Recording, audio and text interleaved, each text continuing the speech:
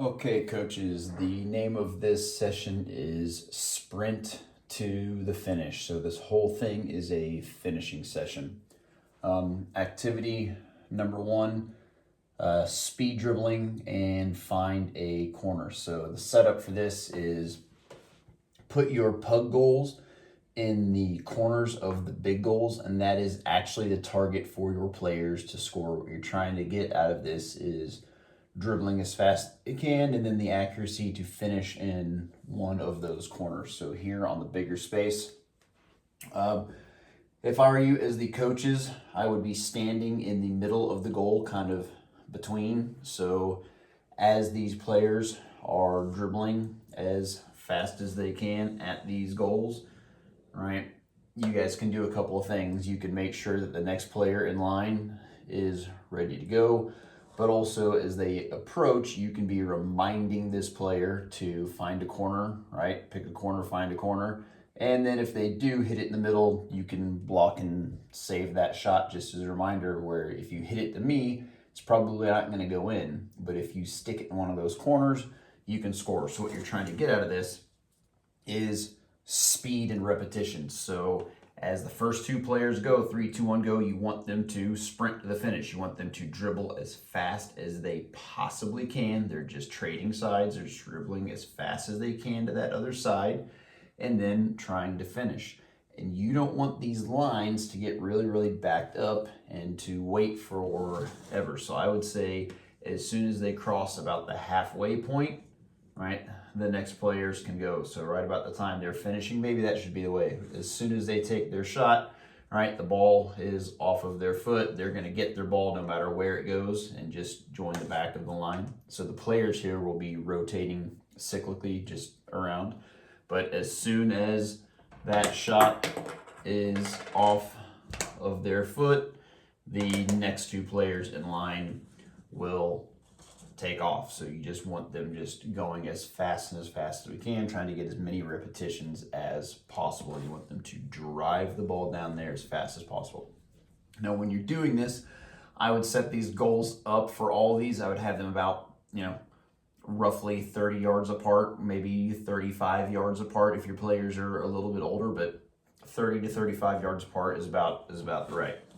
So the idea here again, sprint as fast as you can with your ball, try to drive it into the heart of the goal, and then pick a corner to finish in. Obviously, you're talking about speed. We have to go fast because if we're in this situation in a game, if you go slow, a defender's going to catch you. So this is like replicating a breakaway. You've got to go as fast as you possibly can, but then there's going to be a goalkeeper, right, covering the middle of that goal and potentially coming out at you. So the way that you score that is you've got to be clever and accurate and finish that ball into a corner.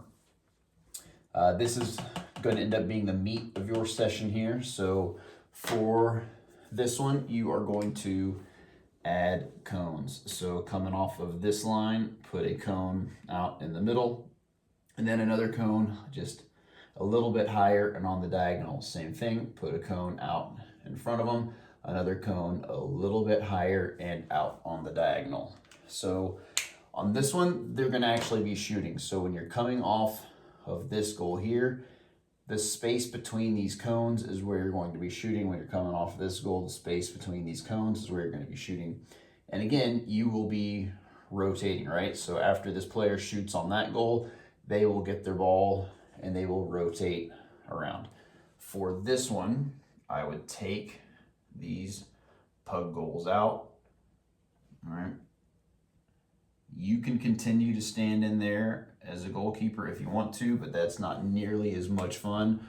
I would stick a player in there, even rotate. Oh no, it's gone haywire on me. I would stick one of your players in there, maybe even alternate the player that's in there throughout. But what you're looking for here is just the technique of this. At first, I would start with the insides of their feet. So as the player is dribbling up, the idea is that they will dribble towards the cone in front of them, right? they will take a prep touch. So that final touch before they shoot it, they need to get that ball out from underneath their body. So it needs to be a little bit bigger. So a little prep touch out into that gap, into that space between the cones, and make this a good big space. If you put them really, really close, it's hard to do this. You want them to be successful. And then go and take your shot. So this is an opportunity for you to teach technique and talk about technique. So that prep touch, what does it need to look like? Should it go straight? Should it go at an angle? Should it be big? Should it be small? Your ankle, should it be loose and floppy, or should it be locked? Now the big one for young players is they tend to hit the ball with their toe a lot because they tend to get themselves directly behind the ball. If your plant foot is behind the ball, all you can reach it with is your toe. But if you think about it more, an easier cue is to get beside the ball. If you are beside the ball, your plant foot is up beside it, it's easier to have access to proper technique. So you can actually get your inside of your foot on it. Later, you can actually get your laces on it. So get them to move beside the ball and not behind it. And then follow through. What should your foot do? What should your body do after your foot has made contact with the ball?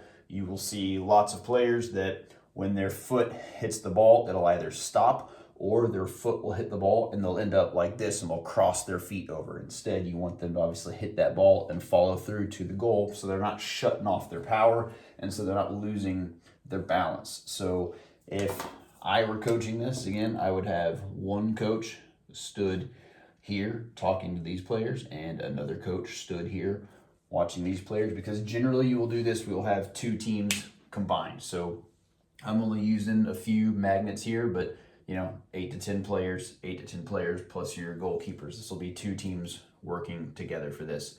But again, the players will just be rotating side to side. So lots and lots of reps using the insides of your feet, and then switch to your laces. Introduce now, we're not using the insides of our feet, we're using our laces. How does our technique change for that? The final game is Lightning, most fun game in the world. So now you're just going to reorient these cones and you're going to make a box in the middle.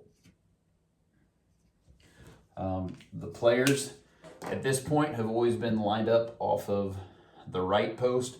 By the way, when you're doing this one, find a corner, sprint to the finish, you can move them to the other side for a little while and just let them experience that finish from coming from the other side. But for Lightning, most of our players are right-footed, so it will be a simpler game for them if they enter off the other side. So no goalkeepers at the start. Here's how this game works. In fact, let me get some other magnets in here just to help demonstrate it. The different colors will probably help you see this a little better. So two teams now playing against each other.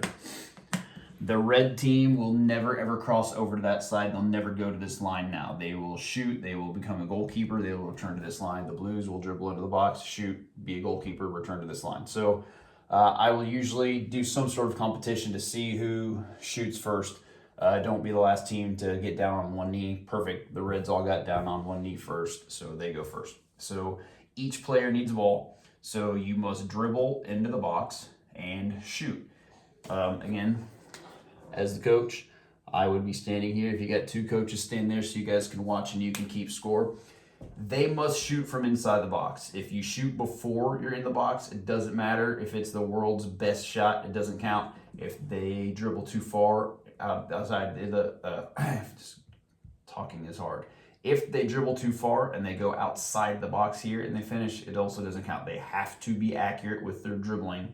They have to be inside that box. So simple. You dribble into the box and you shoot.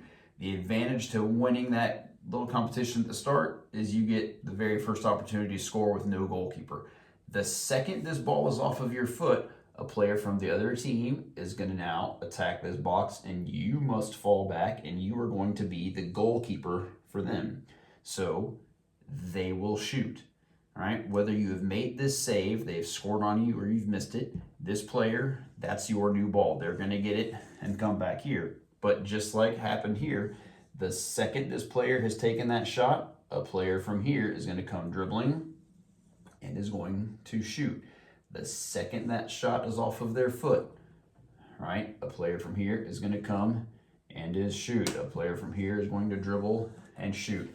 So I always make sure I point this out to the players. The name of this game is Lightning. So does this sound like a game that should be played fast or a game that should be played slow? This game should be epically fast. So what your players are trying to decide here, the decisions they're making obviously is speed. The easiest way to score is to get out here so fast that you can shoot and score before they have time to fully get back and become a goalkeeper, especially if they turn their back and they're running. You can score before they see it coming, or lots of players, especially early on, will forget they have to become a goalkeeper and they'll shoot and they'll start wandering back the line and everybody will scream at them and then they'll remember last second. And if you're out there fast, you can finish before. Then you also, right, when you're getting up here, you have to decide, am I going to try to hit this with power or placement? Maybe if the goalkeeper is back there set and they're ready and they're waiting on me, maybe my only way to score is to blast it and I've got to hit this with as much power as I can. But maybe the goalkeeper is lost and they're covering one side, or maybe it's one of these things where the goalkeeper has forgotten they're the goalkeeper and this side of the net is wide open and I don't need power. I need to place it away from them into that corner.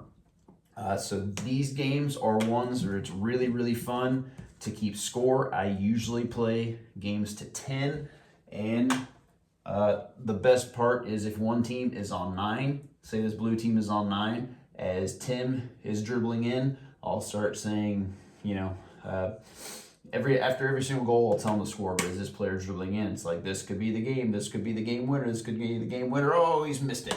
Here's a chance to tie. Here's a chance to tie. Oh, we scored 9-9. This could be the game winner. This could be the game winner. All right, you can add the drama there. You can be the commentator. After they have played, I will make the losing team do something according to how many goals you've lost by. If they beat you 10-9, you lost by 1, so you owe me 1 push-up, 1 sit-up, 1 jumping jack. All right, if they beat you 10-7, you lost by 3, so you owe me 3 push-ups, 3 sit-ups, and 3 jumping jacks. It's not like a big punishment. It's not supposed to be difficult. It's just a quick, silly, funny acknowledgement that they got you. After you've played, trade sides just to see, just so we can find out maybe there's some sort of advantage to playing on one side versus the other. Okay, then you can play again. After you have played again, you can do it again, but have them come off of that other post. And now the way that they have to dribble to and enter that box and set up their shot is totally different. You could have them do this with volleys where they carry the ball into the box with their hands and they've got to drop it and strike it out of the air before it bounces. You can do half volley, carry the ball into the box, you've got to let it bounce once and then strike it. There's a lot of different things that you can do with this. Instead of having the line up at the post, you can put a cone out here and you can put a cone out here. The Blues are now going to enter from an angle out there. The Reds are going to enter from an angle out here. You can do a lot of different stuff with this. Make sure you keep score and it's moving really fast. So sprint to your finish. All right, here's a big focus on building technique, and then lightning is the gigantic payoff. Have a great time.